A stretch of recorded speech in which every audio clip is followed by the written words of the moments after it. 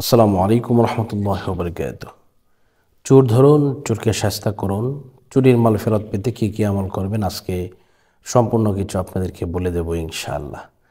তো এটি কোরআনের তদবির, কোরআন দিয়ে তদবির করতে হয়। আপনি যদি কোরআন দিয়ে তদবির করেন অবশ্যই আপনি সাকসেসফুল হবেন ইনশাআল্লাহ।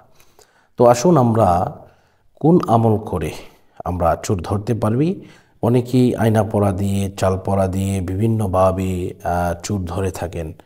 তো এটি যদিও কার্যকরী পদ্ধতি একটু অন্যরকম, তবে যেটা সরাসরি কাজ হয়, যেটা আর কি হয় সরাসরি কাজ হবে এবং এটা পরীক্ষিত একটি আমল। আপনি এই আমলটা যদিও একটু কঠিন করার, তবে যদি এই আমলটি কেউ করে ফেলে তাহলে যে ব্যক্তি চুরি করেছে সেই ব্যক্তির অবস্থা ভয়াবহ হয়ে যাবে। সে চোর মাল ফেরত দিতে বাধ্য হবেই হবে ইনশাল্লাহ। তো আসুন আমরা এই বিষয়টি একটু জেনে নিই। তো প্রথমত হচ্ছে আপনাকে যে কাজটা করতে হবে তা হচ্ছে বিসমিল্লাহ সহ সূরা ফাতিহা একবার পড়তে হবে। তবে আরেকটি কথা বলে দিই, যদি আপনাদের ফ্যামিলিতে লোক বেশি থাকে সেই নামাজি লোক দিয়ে কিন্তু আপনাকে এই তদবিরটা করতে হয়। তো আর যদি লোক বেশি না থাকে আমরা ইনশাল্লাহ আমাদের ছাত্রদের মাধ্যমে 100 ছাত্র দিয়ে আমরা 1,30,000 বার পড়াইতে 2.5 থেকে 3 ঘন্টা সময় লাগে, এরপরে আমরা ইনশাল্লাহ পড়াতে সক্ষম হই।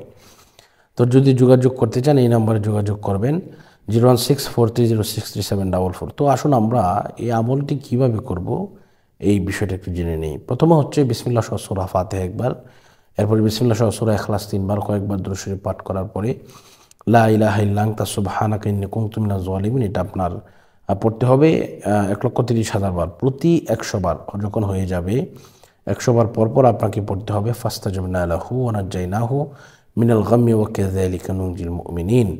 এরপরে আপনি দোয়া করে দিবেন বিসমিল্লাহ সহ সূরা ফাতিহা একবার, সূরা ইখলাস 3 বার, কয়েকবার দরুদ শরীফ পড়ে দোয়া করবেন।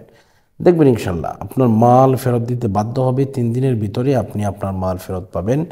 যদি সেই ব্যক্তি মাল ফেরত না দেয় তাহলে তার অসুস্থতা হয়ে যাবে, তার গলা দিয়ে নাক দিয়ে রক্ত বের হবে ইনশাল্লাহ।